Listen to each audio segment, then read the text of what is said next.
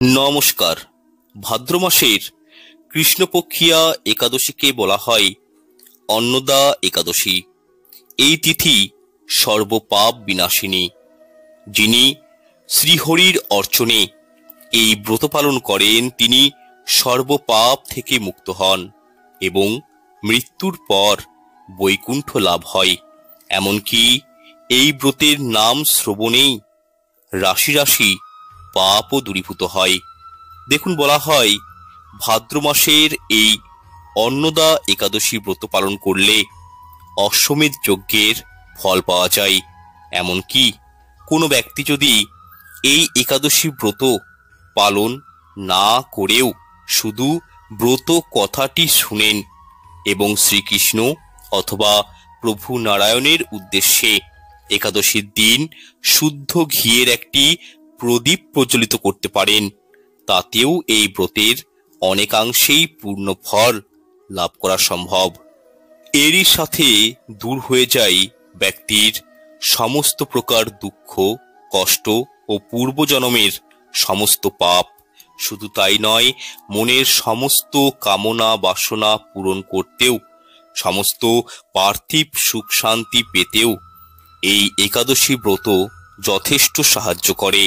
এছাড়াও যারা একাদশী ব্রতটি পালন করছেন তারা নিশ্চয়ই জানেন যে একাদশীর ব্রত কথা না শ্রবণ করলে সেই একাদশী কখনোই কিন্তু পূর্ণ হয় না, সেই একাদশীর ফল প্রাপ্ত করা যায় না। সুতরাং এই অন্নদা একাদশীর ব্রত কথাটি অবশ্যই খুব মন দিয়ে ধৈর্য ধরে শোনার চেষ্টা করুন।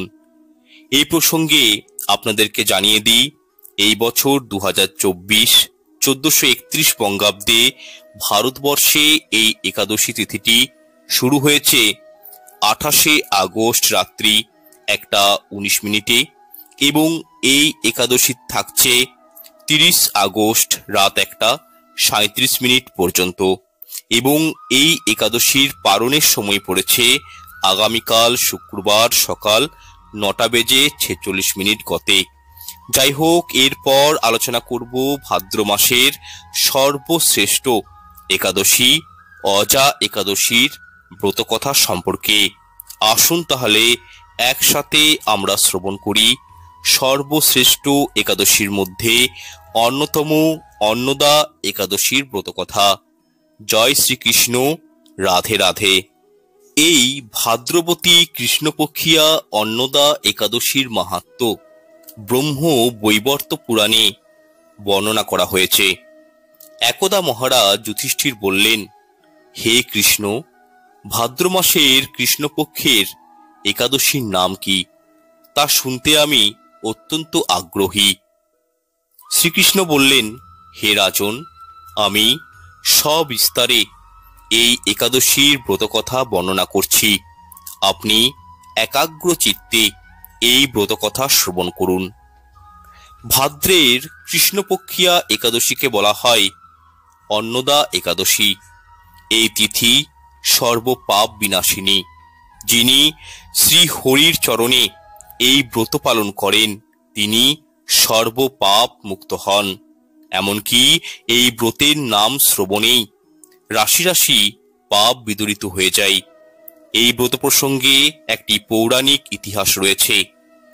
প্রাচীনকালে হরিশ্চন্দ্র নামে এক নিষ্ঠাপরায়ণ সত্যবাদী চক্রবর্তী রাজা ছিলেন। পূর্বকর্মফল ও প্রতিজ্ঞার সত্যতা রক্ষায় তিনি রাজ্যভ্রষ্ট হন। অবস্থা এমন হলো যে তিনি নিজের স্ত্রী, নিজের পুত্র এবং অবশেষে নিজেকেও পর্যন্ত বিক্রি করতে বাধ্য হলেন। হে রাজেন্দ্র, এই পুণ্যবান রাজা চণ্ডালের দাসত্ব স্বীকার করেও সত্য রক্ষার্থে দৃঢ় নিষ্ঠা প্রদর্শন করেছিলেন। তিনি শ্মশানে মৃত ব্যক্তির বস্ত্র কর রূপে গ্রহণ করতেন। এইভাবে তার বহু বছর কেটে গেল। দুঃখ সাগরে নিমজ্জিত হয়ে কি করি, কোথায় যাই, কিভাবে এই দুর্দশা থেকে উদ্ধার পাই, এই চিন্তায় তিনি দিন রাত্রি বিভোর হলেন। এমন সময়ে দৈবক্রমে পরদুঃখ দুঃখী গৌতম ঋষি রাজার কাছে এলেন। রাজা মুনিকে দর্শন করে ভক্তি ভরে প্রণাম জ্ঞাপন করলেন তথা করজোড়ে তার সামনে দাঁড়িয়ে একে একে নিজের সমস্ত দুঃখের কথা জানালেন। রাজার এহেন দুঃখের কথা শুনে মুনিবর বিস্ময়াপন্ন হলেন। অত্যন্ত ব্যথিত হয়ে তিনি বললেন, হে রাজন, ভাদ্র মাসে কৃষ্ণপক্ষের একাদশী অন্নদা নামে জগতে প্রসিদ্ধ। আপনি এই ব্রত পালন করুন।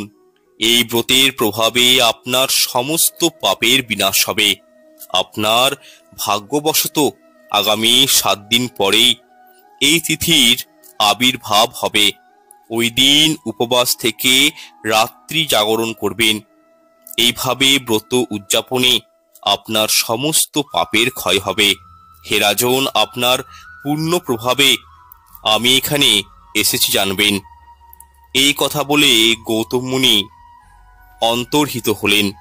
ঋষিবরের উপদেশ মতো তিনি শ্রদ্ধা সহকারে এই ব্রত পালন করলেন। তার ফলে তার সমস্ত পাপ দূর হল। হে মহারাজ, এই ব্রতের প্রভাব শ্রবণ করুন। যথাবিধি এই ব্রত পালনে বহু বছরের দুঃখ ভোগের অবসান হয়। ব্রতের প্রভাবে রাজা হরিশ্চন্দ্রের সকল দুঃখ সমাপ্ত হল। পুনরায় তিনি স্ত্রীকে ফিরে পেলেন এবং তার মৃত পুত্র জীবিত হল। আকাশ থেকে দেবগণ দুন্দুবি বাদ্য ও পুষ্প বর্ষণ করতে লাগলেন।